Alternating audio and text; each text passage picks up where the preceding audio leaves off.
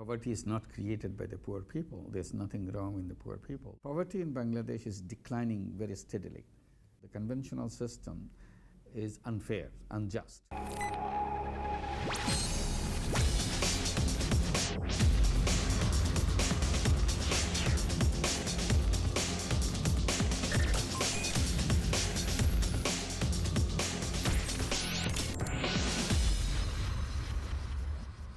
Well, we started some 31 years back, Grameen Bank, in a small village, lending money to poor women. And it worked and then spread. So the word was coined, microcredit. That word didn't exist 31 years back. To describe the work we do, the word was coined. And now it became a popular concept. Many people want to do it. Some know about it, some don't know much about it. So there's lots of varieties of them. Everybody claims themselves to be a microcredit program. But from our point of view, many of them are not really microcredit programs. They just call themselves microcredit program. When we say microcredit program, we have very specific things in our mind. It's a loan which goes to the poorest people, particularly poorest women, without collateral, without any guarantee, without any legal formalities, no lawyers involved in it.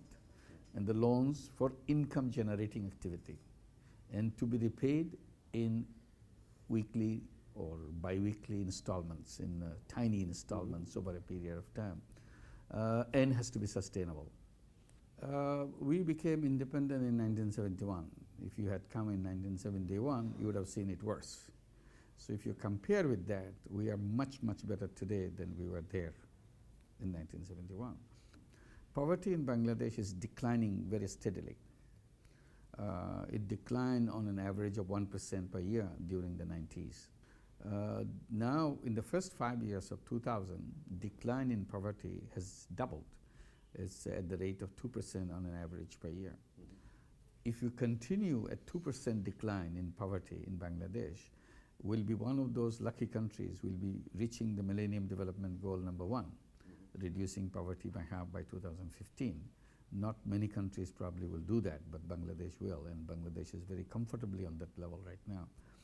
And our guess is the reduction in poverty will be faster than 2% in the coming years. So if that turn out to be true, then we'll reach the Millennium Development Goal before 2015. So we are, in a way, looking at those results, we are very happy. When I began, I was complaining against the conventional banks. I was trying to persuade them to lend money to the poor people in the village where I was working. And they refused. They said they are not creditworthy. So I was complaining that the commercial system, the conventional system, is unfair, unjust, because they reject the people who need the money most. And then later I added another complaint that they are unjust, also because they don't lend money to women. Even if she is a rich woman, not even 1% of the borrowers of the conventional banks happen to be women. So I said, something is wrong with your system. So when I began, I wanted to make sure in my program, half the borrowers are women.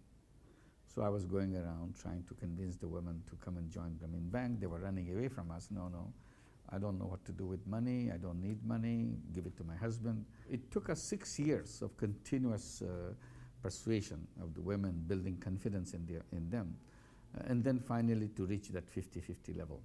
Women took better care of the children. Women had a longer vision. They wanted to get out of poverty faster than men. They paid a lot of attention in improvement of the households and so on. But if you look at the men, you don't see these features very clearly. So we switched. We said, forget about 50-50. Let's concentrate on women, because the impact in the family is so much greater. Today, we have 7.5 million borrowers within Grameen Bank in Bangladesh. 97% of them are women. And it has changed the status of the women in these families. They are very self-confident women, income earning in the family. He's an income earner for the family. This is one good way to address the issue of poverty, because it's a creation of self-employment. A country like Bangladesh is very difficult to create wage employment, factories and so on. It's not coming up as many as you would need with a population of 150 million people. So creating self-employment could be a very effective answer to that. So we can do that. So self-employment is created through microcredit, small loans, and it's very convenient for women. They stay home and earn money. And that changes the situation, the status of the family, and the status of the women in the family, and also the income situation of the family. Poverty is not created by the poor people. There's nothing wrong with the poor people. They are as capable, as innovative, as energetic as anybody else. Simply, system never gave them a chance. So the institutions never gave them a chance. Our concepts are wrong. So we need to redesign our concept. So I focused on the concept of business. I said the very concept of business is not adequate, because today in the capitalist structure of the economy, the business means business to make money. Mission of business is to maximization of profit.